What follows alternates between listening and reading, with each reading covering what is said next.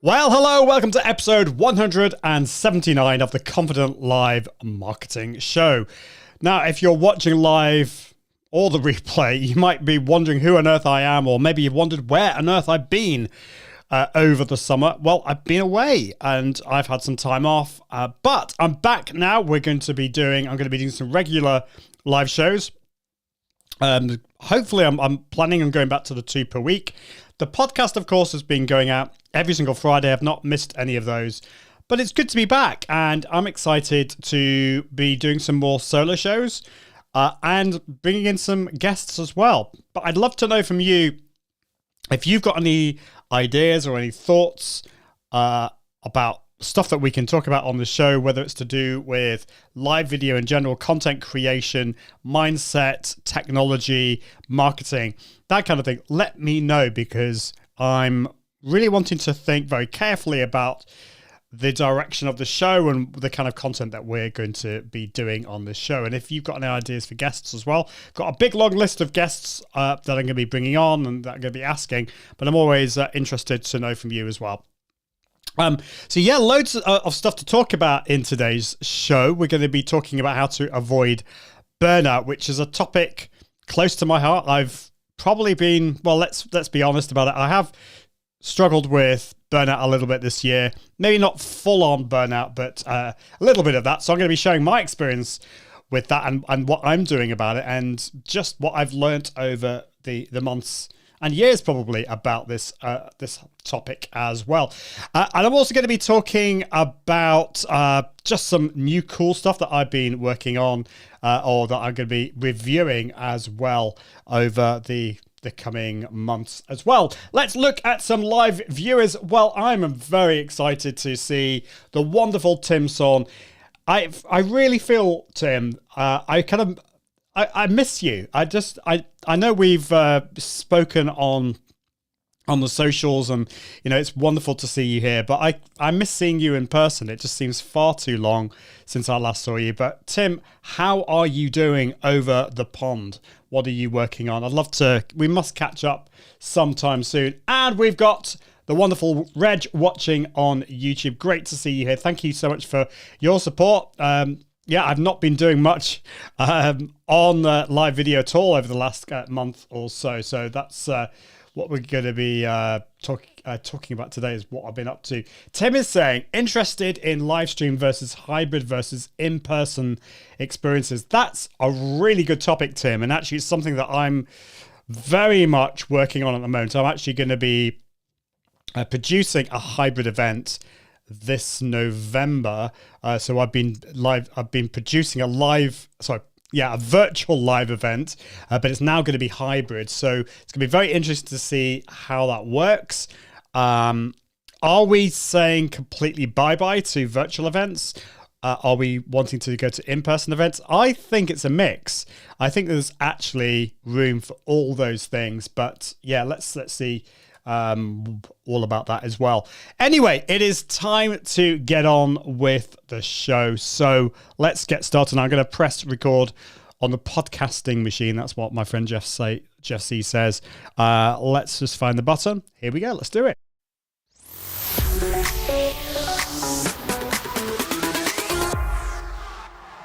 Well, hello, this is episode 179. In this episode of the Confident Live Marketing Show, we're talking about how you can avoid burnout. Have you ever experienced burnout? Have you lost your energy and enthusiasm? Are you feeling tired all the time? Well, in this episode, I'll be sharing my experiences, what I've done to reduce the likelihood of getting burnt out, and a whole lot more. So let's get on with the show right now.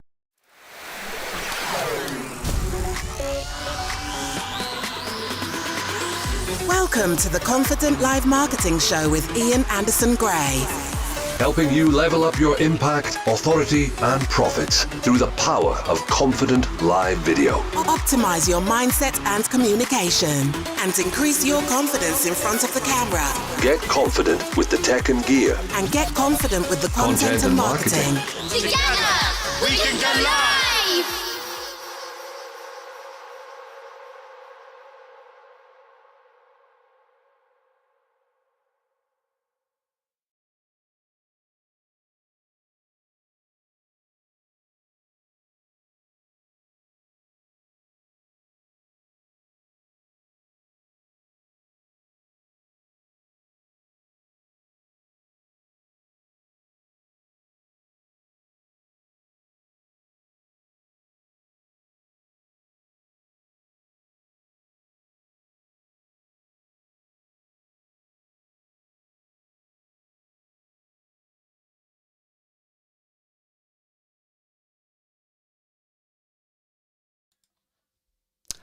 let's start again. Thank you so much, Tim. Thank you, Reg. This is what, it was really funny, actually. One of the first things I was going to say after the first bit was, I'm really impressed. I'm really excited that all the tech is working today, because this is one of the problems when you've been away for a long time, which is, I've not done a live show probably for about 4 or 5 weeks now, maybe 4 weeks actually. And what tends to happen when you come back is you kind of forget everything. And the scene that I was on there didn't, I was muted. So I've changed back to another scene. Anyway, thank you, Reg. Thank you, Tim, for telling me, because otherwise I would be gibbering on and on and on. So let's start again. Hello, welcome to episode 179.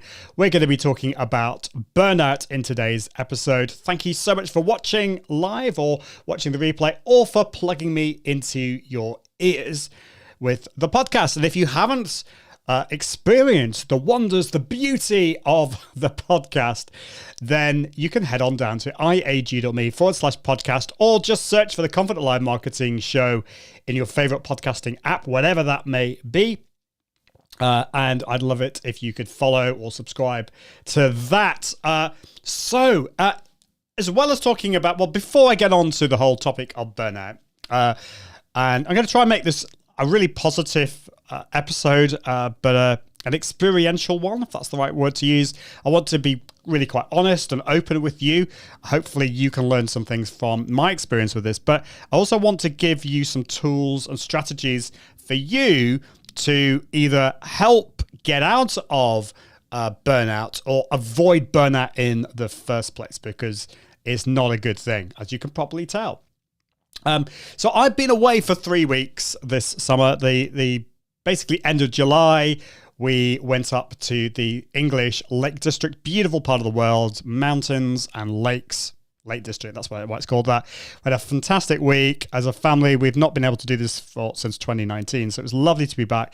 Really felt our batteries were recharged, felt rejuvenated. Had a week back, which was kind of a bit weird, bit in limbo. And then we went for 2 weeks to Spain, a holiday or vacation, whatever you want to call it, to Spain, the south of Spain.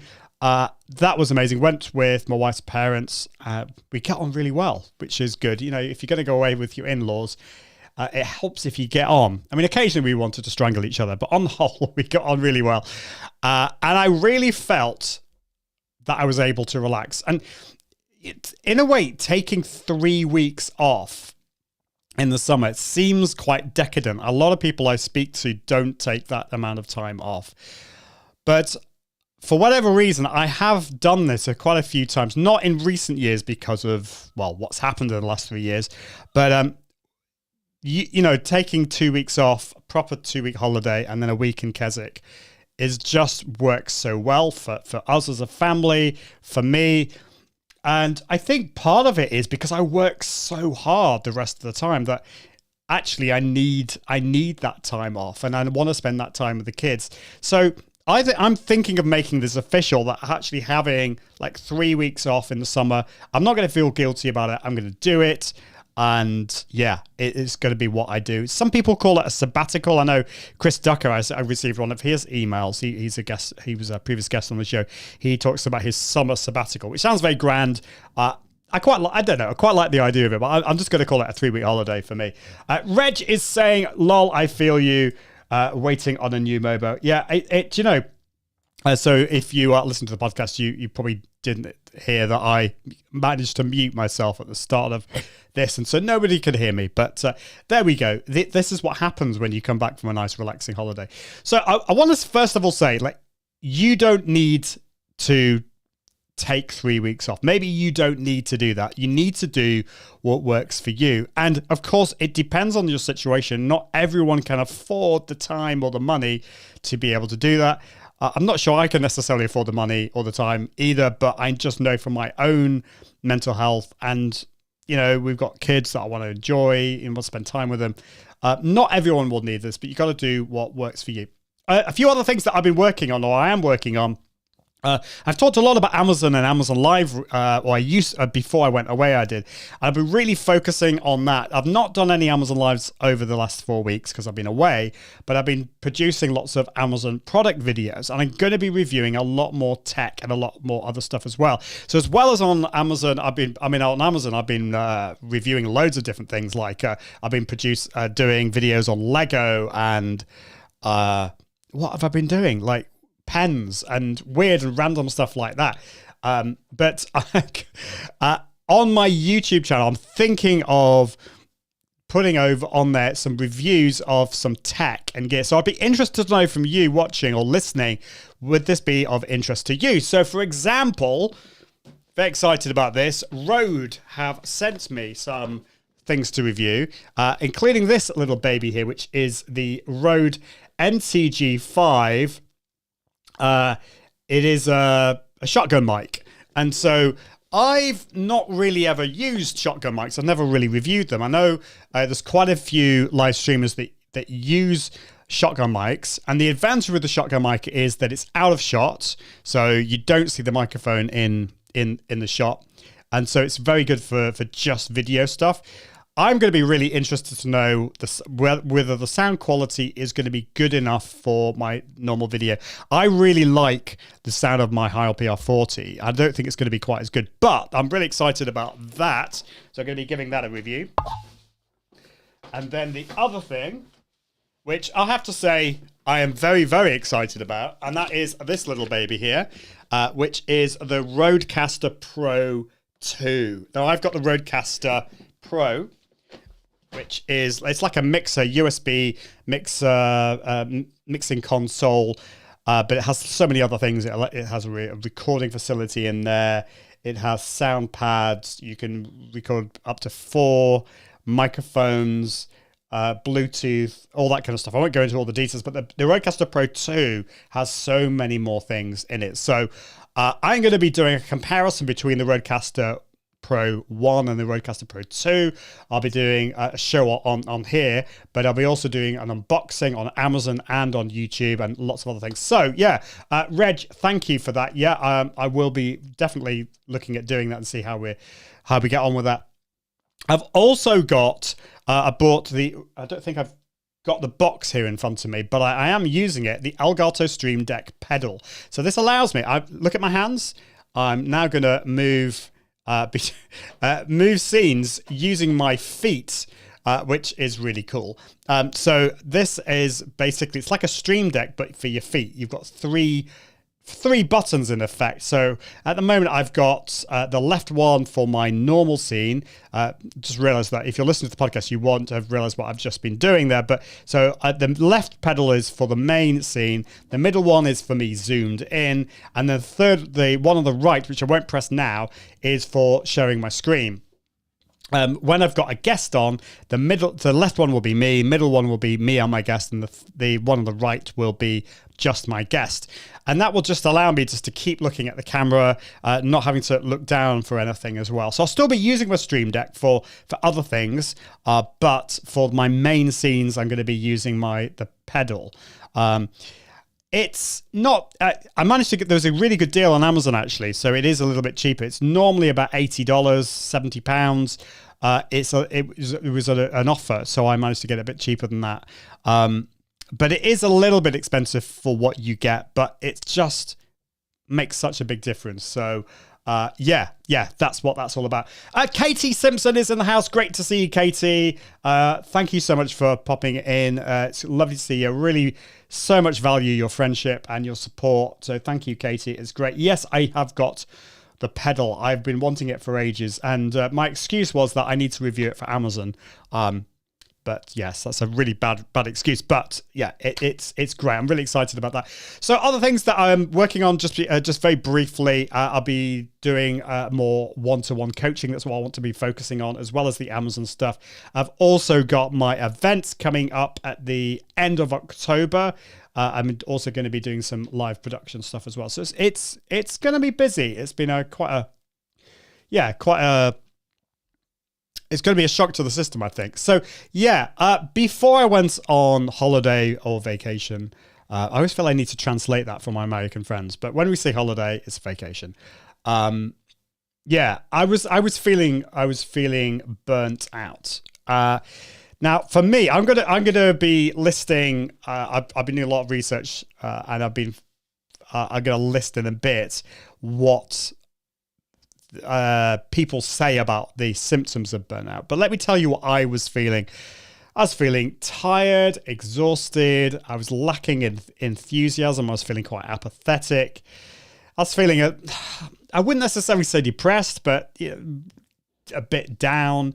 I just wasn't getting the enthusiasm for what I was doing. I wasn't enjoying. I wouldn't say I wasn't enjoying doing the show, but I was enjoying it less than I was. I was feeling it took me a lot of effort to get to do the show, but when I did it, I enjoyed it.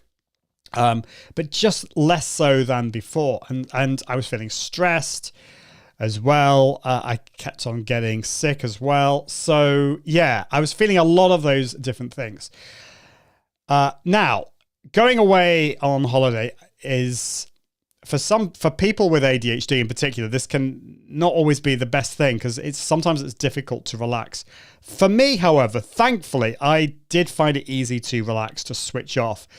We went to Spain, as I said, so I was able to sit on the beach, listen and read books. So I actually went through 2 books, which is something I never do. I never seem to, at home and working, I never seem to get the time to read.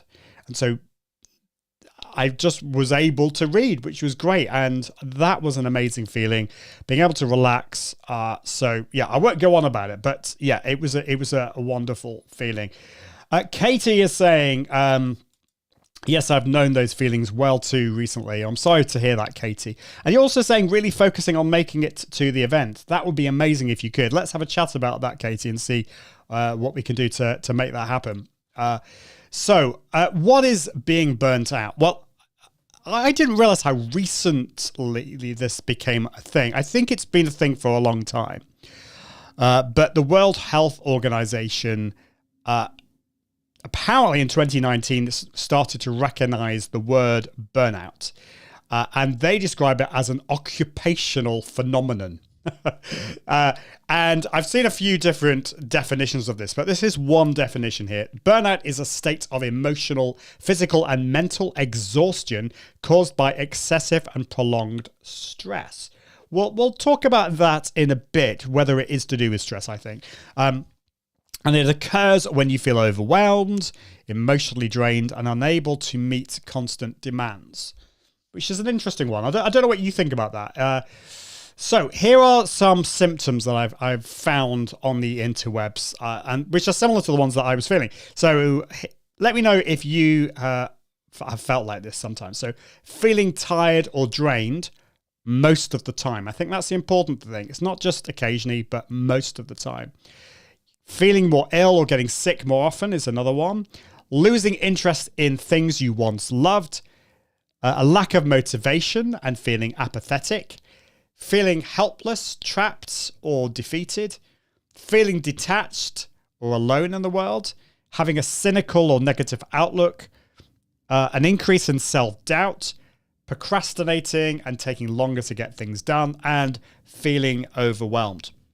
Now, I have to say, I am not a clinician here. I'm not an expert in psychology here. So I just want to say that this is really, I want to talk about my experience here, and I want to give some thoughts from a non-expert point of view.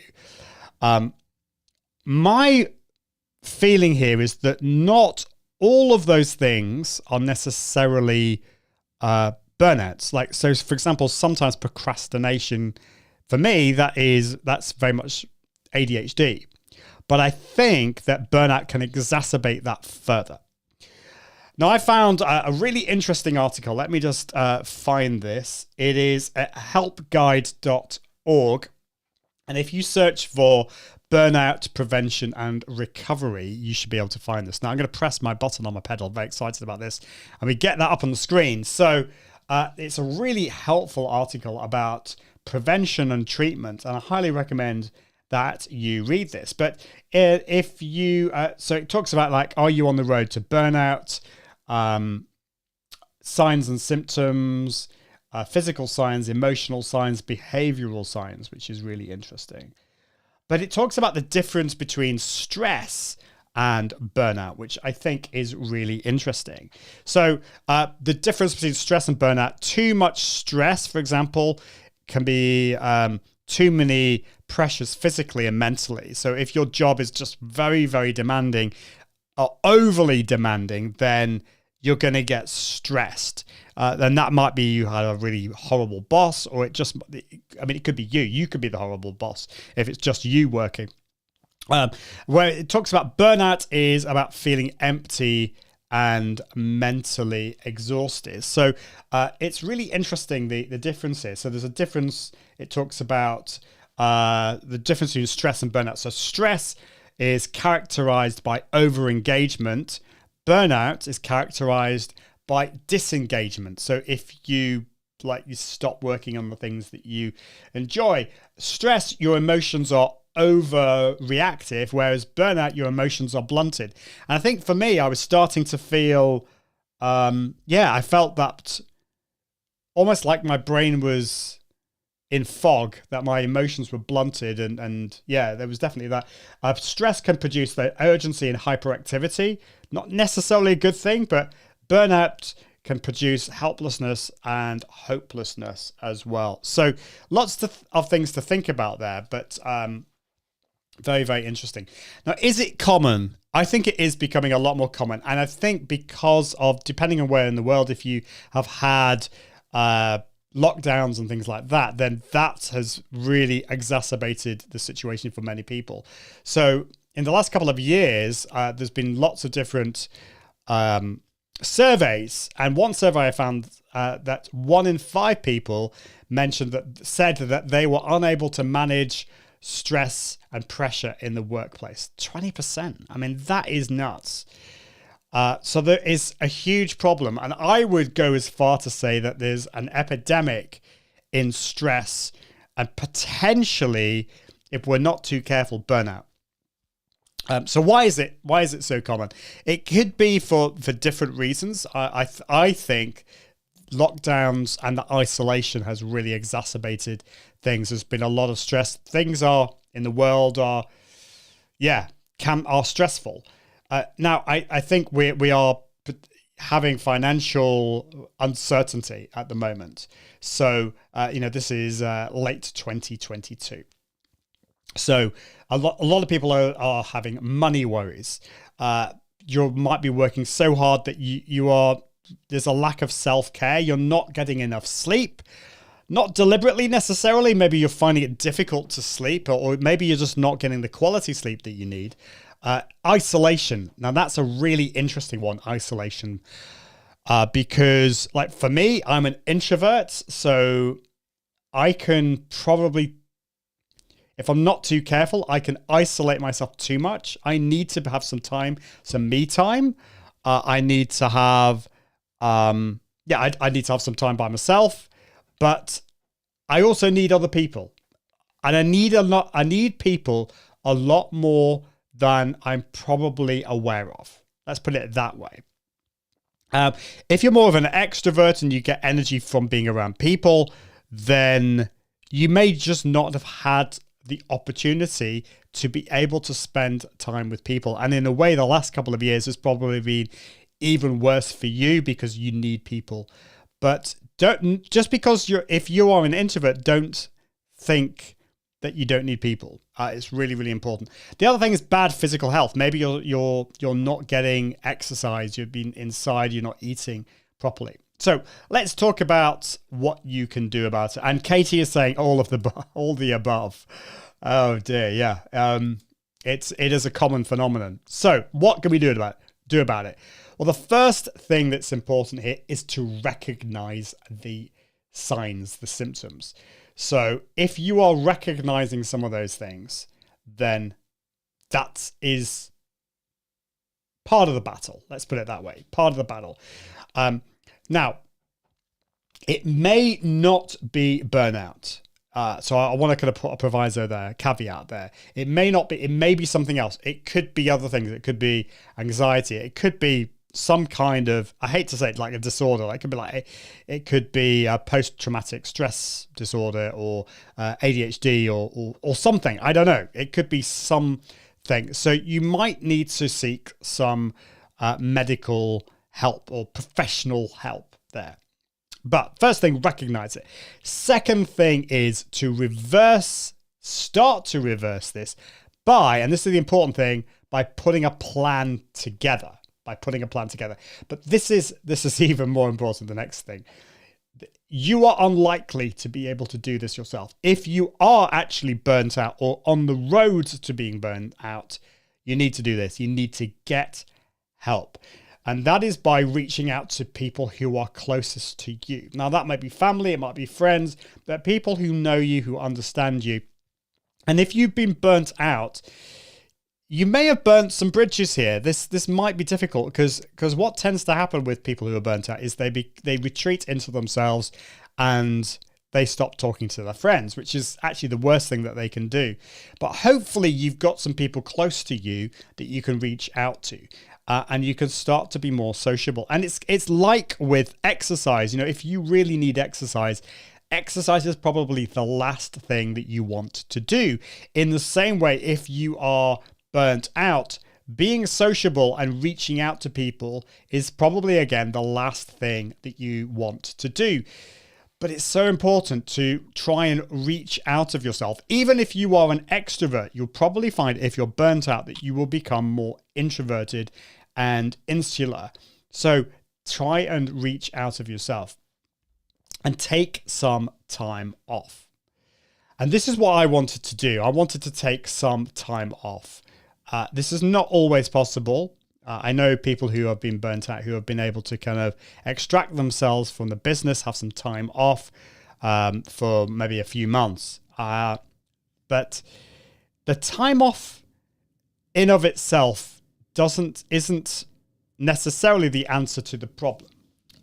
So if you can't take that time off, that's not the end of the world, because I kind of see this as, for example, if you are suffering from depression and you go to the doctor, what's the doctor going to do? You say, doctor, I feel depressed.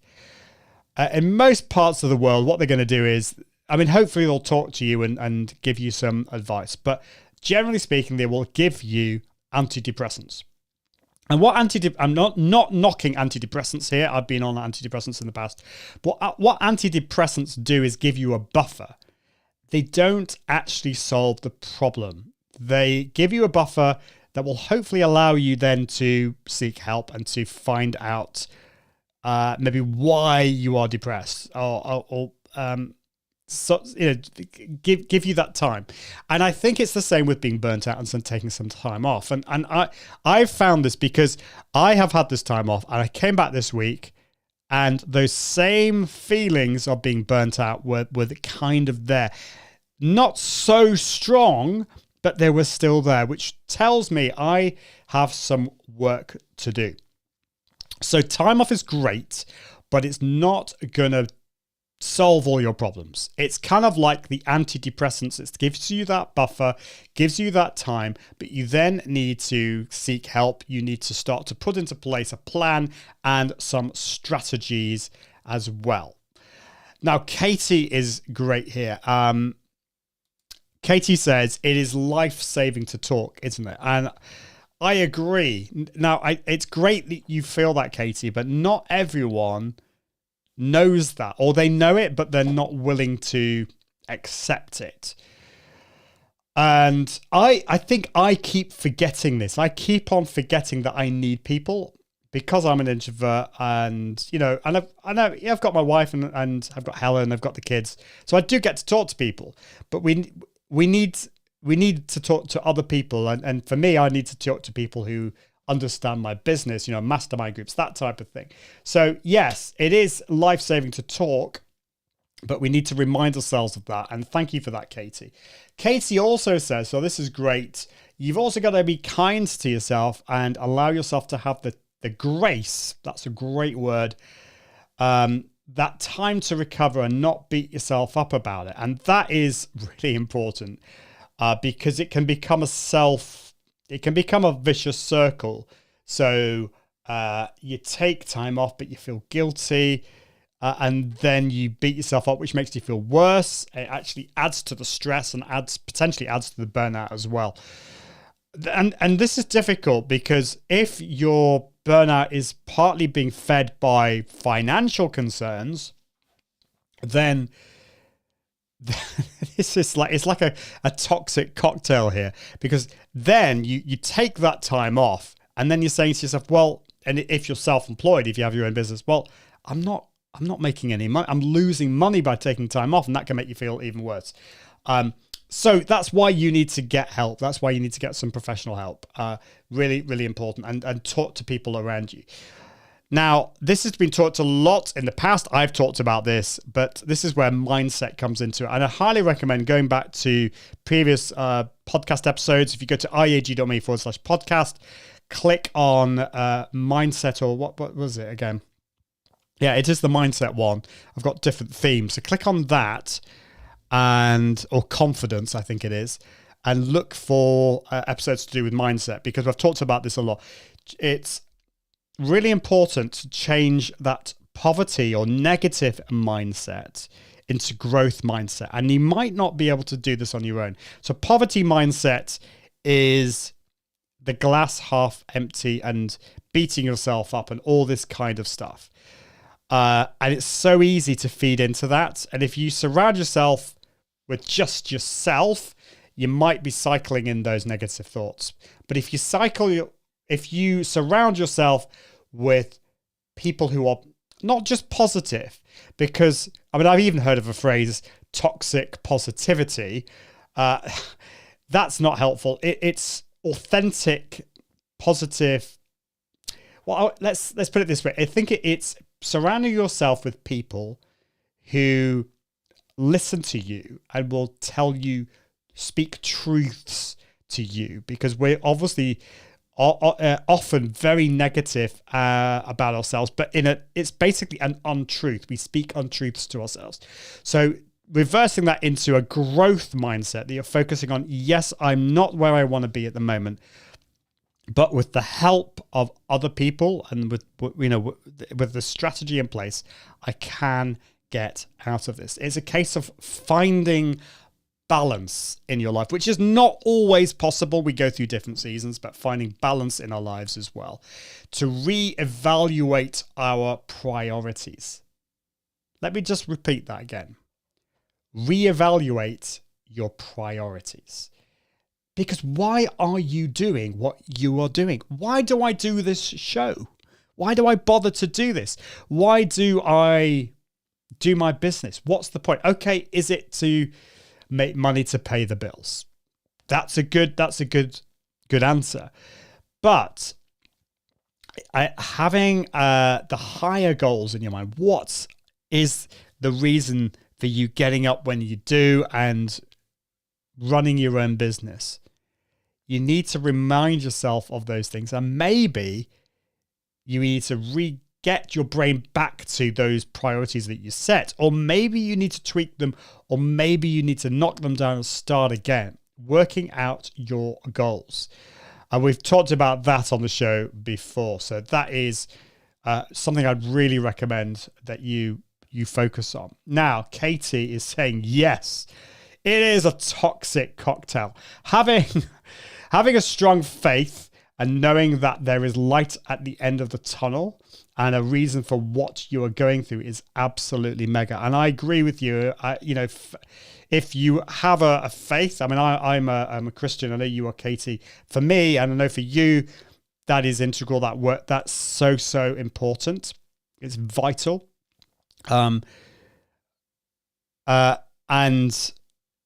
it's kind of going back into that as well. Now, if you don't have that, it's really a case of, so my faith is much more than this, but one aspect of our faith is not retreating into yourself, it's going out of yourself. So whether that's to God or whether that's to the greater goal that you've had, or talking with your friends. It's all about getting out of yourself. That's the really important thing. So I totally agree with you. Having a light at the end of the tunnel for what you are going through is absolutely mega. So important, Katie. Thank you for that.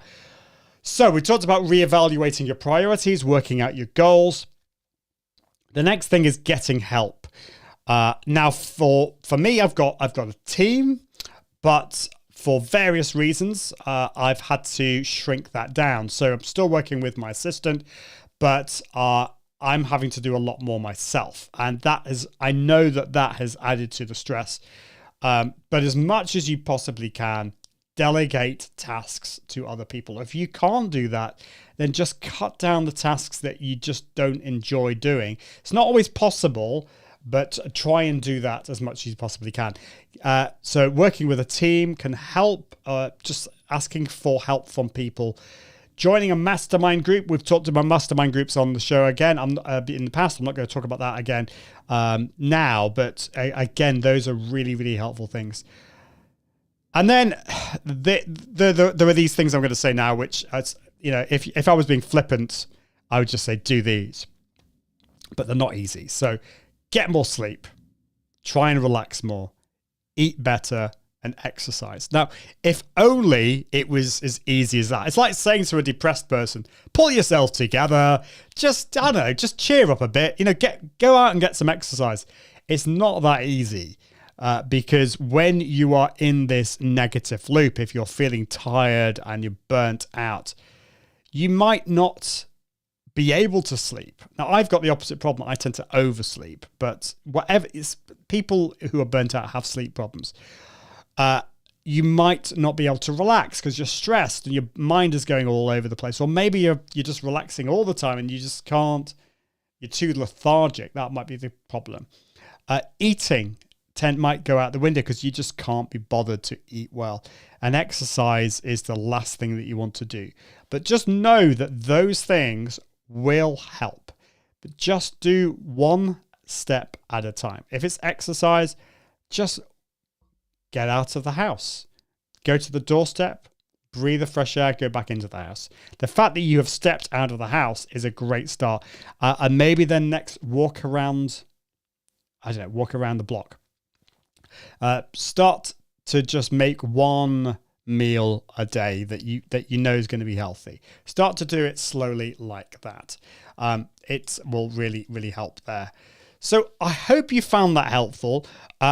What I don't lead for me, I still feel a bit burnt out, but I do have, as Katie was saying, I do have this positive outlook. Well, not all the time, to be honest. Like earlier today, I was feeling a bit down in the dumps, but I do know that there is a light at the end of the tunnel, and I'm very blessed. I have amazing friends. What I need to do is to reach out to my friends and not do this alone. And I want to thank you as my community. I know that not all of you listening or watching comment or reach out to me, but I know that you're there. And those of you that comment, I'm really, really thankful to you. Thank you so much, because it means so much more than you probably realize. When I see those comments and those great words of wisdom and those encouragements, it's so encouraging to me. So thank you for that. And I want this show to be a beacon of, I was going to say positivity, but it's not really that. It's a beacon of support and help for those of you who look around you and see so much success and so much positivity out there, but you are finding it hard. You are not alone. There's so much positivity out there, but underneath it all, there are lots of broken people who are struggling. It's not all positive. But together, we can burst through that. Is that the right word? We can break through this. We can do it. It's not always going to be easy. And to be totally honest, I have been running my own business basically like all my working life. I started I trained as a professional singer. I sang around the country. I was teaching singing. And then I was running my own web business. And I struggled. I struggled for many, many years to make ends meet. And I feel like even today, it's not imposter syndrome as such, but I still kind of feel like I'm pretending. Do you feel like that?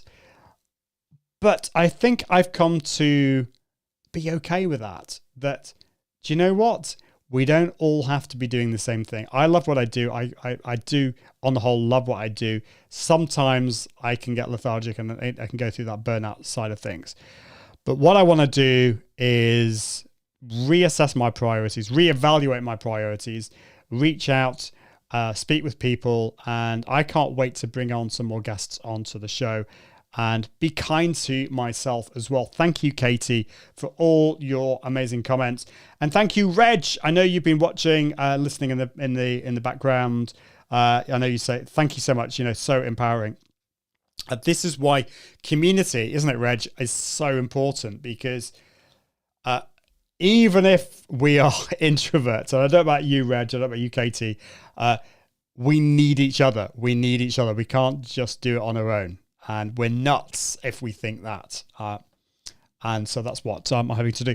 Well, that is it for this week. Do check out the podcast at ieg.me/podcast. That is going to be continuing to go out on Fridays. The other thing that I hope to do is I'm going to be rebooting again my newsletter. I keep on doing this. I've really struggled with my newsletter. I'm going to be totally honest with you. It's really understanding or kind of feeling comfortable with the strategy and what I'm going to be sending out.